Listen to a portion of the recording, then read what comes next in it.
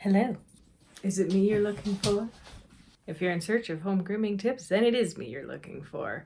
Today we're talking about line brushing. And again, I brought some help.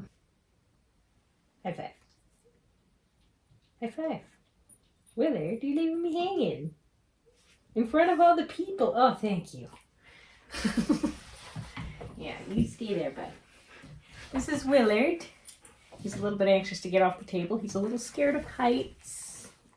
But he's a good boy, and he's going to show you guys a little bit about line brushing. This is a slicker brush. This is a fancy slicker brush. Highly recommend for groomers. Don't necessarily recommend for the average dog owner, just because it's very expensive. This is like $100 brush. But if you can find something with long pins like this, highly recommend. The ones you will most commonly find in a pet store, for example, in Fort St. John here, look like this. Little tiny ones. They work. That's good. I use them for standing the hair up when I'm doing scissor cuts, but for mats, they're not excellent, but they do work. And a comb. I see you've decided to join us again, Willard. Mm-hmm. So yeah, with line brushing, you want a place to start, usually a back foot, and you're working from the bottom and you're going up. You're going up and then you're going forward. So in his case, he's got these silly little hawks right here. He's going, you want to start right in there? No, Willard, come on up. There. So you want to start right in there. You want to hold hair up and you want to brush down. You want to make sure it's completely mat free. So you can just brush down, slowly let go of like one layer at a time. I don't know how easy that is for you guys to see, so we'll move up a little bit. But the comb, you can check for mats. See, I missed one. It's not a great angle. So you're not looking to pull mats with the comb, you're just looking to check for mats with the comb.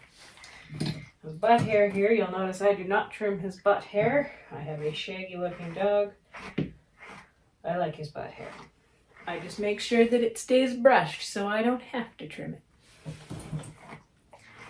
So again, lift, brush down, away from the skin.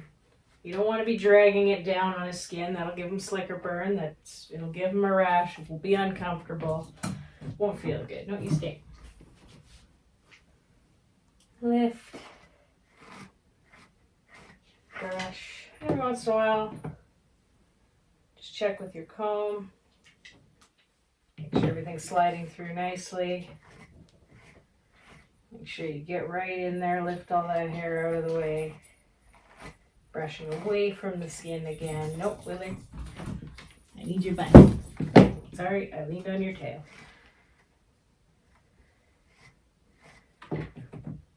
Comb.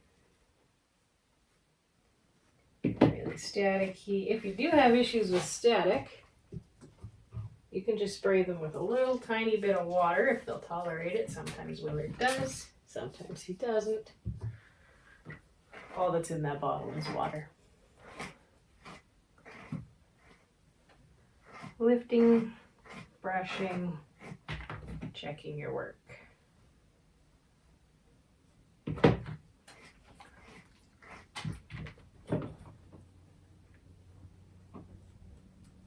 And you start with checking your work. See, this is just kind of left over from what I'm brushing out. You can check your work with the coarser end of the comb, but what you really want is to be able to take the fine end of the comb and brush that through easily.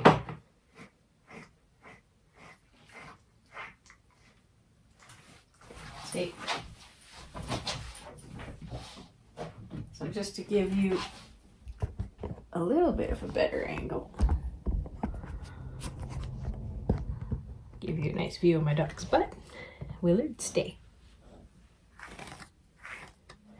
I'm lifting the hair up and I'm brushing down. away from the skin.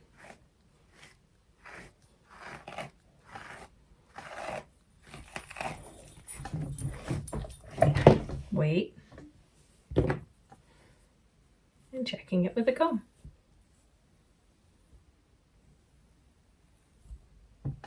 So Willard's not a super matted guy. I'm still going to try to show you a little bit more here.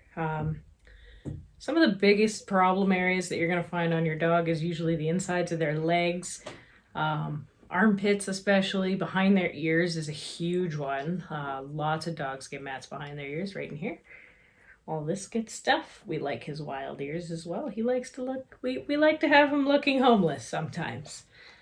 But it's all mat free, so it's okay. Another thing I want to mention is this type of brushing, where you're brushing one line at a time, line brushing, is it's super useful for pretty much any coat. So it'll make sure your dog is completely mat free.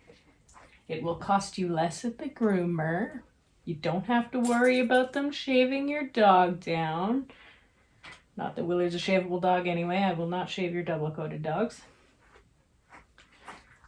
But this will help your dog's coat significantly. Willard, you stay.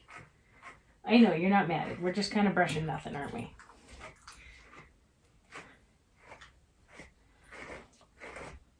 Willard gets brushed every couple weeks. He is a fairly low maintenance dog. He likes to pick his own mats when he starts to get them, so kind of I really only groom other people's dogs.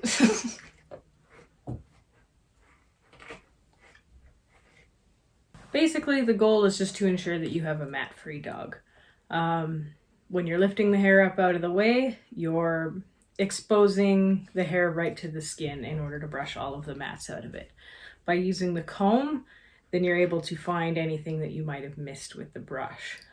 Again, don't be pulling the mats with that comb. You can use it to split mats, pull them apart without pulling on the skin. But it is recommended that you actually brush the mat out. You can even pull them apart with your fingers if it's really in there, but don't you run away on me. But yes, it is tedious work. It does take a while, but you can actually, in the long run, save yourself some money grooming if you can do a proper line brush. If you do have any questions, feel free to message me. Feel free to give me a call. A lot of you already have my number. If not, it can be found on Facebook, Instagram, etc. Yeah, be sure to let us know if there's any other courses you want to take.